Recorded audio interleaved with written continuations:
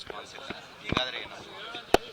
ಇವತ್ತು ಹಮ್ಮಿಕೊಂಡಿರ್ತಕ್ಕಂಥ ರೈತ ಪರ ಹೋರಾಟಕ್ಕೆ ಸಮಗ್ರ ಹುಕ್ಕೇರಿ ತಾಲೂಕಿನ ಸಂಪೂರ್ಣ ಜನ, ಇವತ್ತು ಹಿರಿಯರಿರ್ಬೋದು, ಹುಡುಗರಿರ್ಬೋದು, ವ್ಯಾಪಾರಸ್ಥರಿರ್ಬೋದು, ನ್ಯಾಯವಾದಿಗಳಿರ್ಬೋದು, ಎಲ್ಲ ಪರ ಸಂಘಟನೆಗಳಿರ್ಬೋದು, ದಲಿತ ಪರ ಸಂಘಟನೆ ಇರ್ಬೋದು, ಕನ್ನಡ ಪರ ಸಂಘಟನೆ ಇರ್ಬೋದು, ರೈತ ಸಂಘಟನೆ ಇರ್ಬೋದು, ಸಹಕಾರಿ ಕ್ಷೇತ್ರ ಇರ್ಬೋದು, ಎಲ್ಲ ರೈತರು ಹುಕ್ಕೇರಿ ತಾಲೂಕಿನ ಎಲ್ಲ ಹಳ್ಳಿಯ ಜನ ಇವತ್ತು ದಿವಸ ಸಂಪೂರ್ಣವಾಗಿರ್ತಕ್ಕಂಥ ಬೆಂಬಲವನ್ನು ಕೊಡ್ತಾ ಇದ್ದೇವೆ.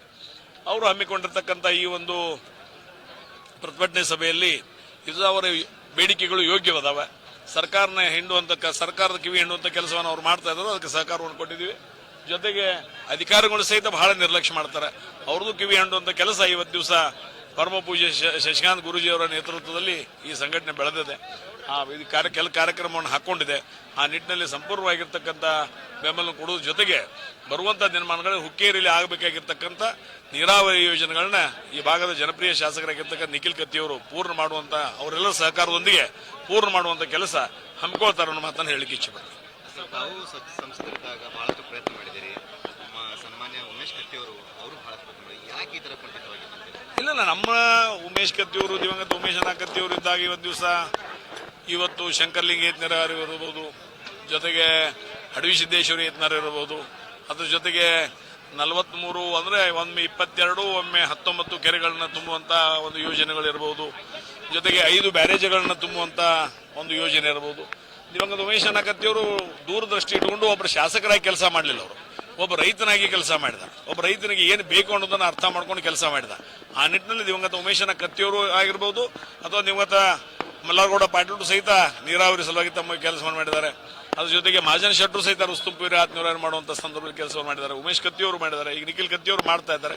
ಈ ಬರುವಂತ ದಿನಮಾನಗಳಲ್ಲಿ ಈಗ ಸರ್ಕಾರಗಳಿಗೆ ಏನಾಗಿದಾವ ಅಧಿಕಾರ, ನೀರಾವರಿ ಬಗ್ಗೆ ಯಾರು ಸರ್ಕಾರಗಳು ಹೆಚ್ಚು ತಲೆ ಕೆಟ್ಟಿಕೊಂಡಿಲ್ಲ. ಇವತ್ತು ಎಷ್ಟು ಸರ್ಕಾರಗಳು ಹೇಳಿದ್ವು ಚುನಾವಣೆ ಬಂದಾಗ, ನಮ್ಮ ನಡೆ ಕೃಷ್ಣೆಯ ಕಡೆ, ನಮ್ಮ ನಡೆ ಕೃಷ್ಣೆಯ ಕಡೆ. ಕೃಷ್ಣೆ ಕಡೆ ಯಾರು ಬಂದ್ರೆ ಈಗ ಕೇವಲ ನೀವು ಆಲಮಟ್ಟಿ ಡ್ಯಾಮ್ 5.25 ಮೀಟರ್ ನೀವು ಹೈಟ್ ಮಾಡಿದರೆ 13 ಲಕ್ಷ ಹೆಕ್ಟರ್ ನೀರಾವರಿ ಈ ಭಾಗದಲ್ಲಿ ಆಗ್ತದೆ. ಉತ್ತರ ಕರ್ನಾಟಕದ ದೊಡ್ಡ ಆಶಾ ಕಿರಣ ಅದು. ಇವತ್ತು ನಾವು ಕಾವೇರಿ ಬಗ್ಗೆ ಎಷ್ಟು ಅವ್ರು ಕಾಳಜಿ ಮಾಡ್ತಾರೆ, ಅಷ್ಟೇ ಕೃಷ್ಣ ಬಗ್ಗೆ ಯಾಕೆ ಮಾಡ್ತಾ ಇಲ್ಲ? ಈ ನಮ್ಮ ಅಣ್ಣ ಇದ್ದಾಗ ಉತ್ತರ ಕರ್ನಾಟಕದ ದುಮಿಡಿ ಆಗ್ತದ, ಇದ್ರ ಸಲುವಾಗಿನೇ ಆಗ್ತಿದ್ದ. ಇವತ್ತು ಅದಕ್ಕೆ 1,1.5 ಲಕ್ಷ ಕೋಟಿ ಬೇಕು. ಅಷ್ಟು ಹಣ ಕೊಟ್ಟು ಇವತ್ತು 5.25 ಮೀಟರ್ ಹೈಟ್ ಮಾಡಿದ್ರೆ 13 ಲಕ್ಷ ಕೋಟಿ ಹೆಕ್ಟರ್ ನೀರಾವರಿ ಆಗೋದ್ರ ಜೊತೆಗೆ ಈ ಭಾಗದಲ್ಲಿ ಇನ್ನೂ ಒಂದು 100 ಏತ ನೀರಾವರಿಗಳನ್ನು ಮಾಡುವಂತ ಶಕ್ತಿ ಇದೆ. ಆ ಒಂದು ನಿಟ್ಟಿನಲ್ಲಿ ಸರ್ಕಾರಗಳು ಗಮನವನ್ನು ಕೊಡಬೇಕು.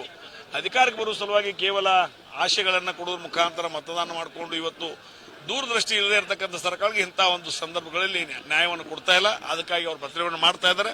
ಅದು ಯೋಗ್ಯ ಇದೆ. ಅದಕ್ಕೆ ಸಂಪೂರ್ಣ ಬೆಂಬಲ ನಮ್ದಿದೆ. ರಾಜ್ಯ ಜನಪ್ರತಿನಿಧಿಗಳ ಇಚ್ಛಾಶಕ್ತಿ ಕೊರತೆಯಿಂದ ಈಗ ಕುಂಠಿತಾಗ್ತಾ ಇದೆ 100%. ಅದರಲ್ಲೂ ವಿಶೇಷವಾಗಿ ಎಲ್ಲಾ ಸರ್ಕಾರಗಳು ಉತ್ತರ ಕರ್ನಾಟಕವನ್ನ ನಿರ್ಲಕ್ಷ್ಯ ಮಾಡ್ತಾ ಇರೋದು ಇದಕ್ಕೆ ಮುಖ್ಯವಾಗಿರ್ತಕ್ಕಂಥ ಕಾರಣ.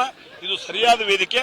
ಇವತ್ತು ಚೆನ್ನಪ್ಪ ಪೂಜಾರಿ ಇರಬಹುದು, ಗುರೂಜಿ ಅವರು ಇರಬಹುದು, ಈ ಒಂದು ಹಮ್ಮಿಕೊಂಡಿರ್ತಕ್ಕಂಥ ಪ್ರತಿಭಟನೆಗೆ ಎಲ್ಲ ಉತ್ತರ ಕರ್ನಾಟಕದಲ್ಲಿ ಇರ್ತಕ್ಕಂಥ ಎಲ್ಲಾ ಒಂದು ರೈತರ ನೀರಾವರಿ ಬೇಡಿಕೆಗೆ ಇದು ಒಂದು ವೇದಿಕೆ ಅನ್ನೋ ಮಾತನ್ನು ಈ ಸಂದರ್ಭದಲ್ಲಿ ಹೇಳಿಕೆ ಇಚ್ಛೆಪಡ್ತೇನೆ.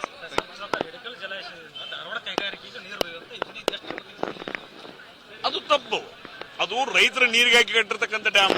ಬೆಳಗಾವಿ ಕುಡಿ ನೀರು ಅಲ್ಲಿಂದ ಹೋಗ್ತೈತಿ, ಹುಬ್ಳಿ ಧಾರವಾಡಕ್ಕೂ ಅಲ್ಲಿಂದ ಹೋಗ್ತೈತಿ, ಈಗ ಇಂಡಸ್ಟ್ರಿಯಲ್ಗೂ ಅಲ್ಲಿಂದ ವ್ಯಾಕತ್ತಾರೆ, ಈ ಕನಗಲ ಇಂಡಸ್ಟ್ರಿಯಲ್ಗೂ ಅಲ್ಲಿಂದ ವ್ಯಾಕತ್ತಾರೆ. ಮುಂದೆ ನಮ್ಮ ರೈತರ ಗತಿ ಏನು? ಇದು ಒಂದು ಪ್ರಶ್ನಾರ್ಥಕ ಚಿಹ್ನ. ಇದು ಸರ್ಕಾರ ಕೊಡು ಮುಂದೆ ಇದ್ರ ಬಗ್ಗೆ ಚಿಂತನೆ ಮಾಡಬೇಕು, ವಿಚಾರವನ್ನು ಮಾಡಬೇಕು ಅನ್ನೋ ಮಾತನ್ನು ಸಹಿತ ಈ ಸಂದರ್ಭದಲ್ಲಿ ಹೇಳಿಕೆ ಇಚ್ಛೆಪಡ್ತಾರೆ.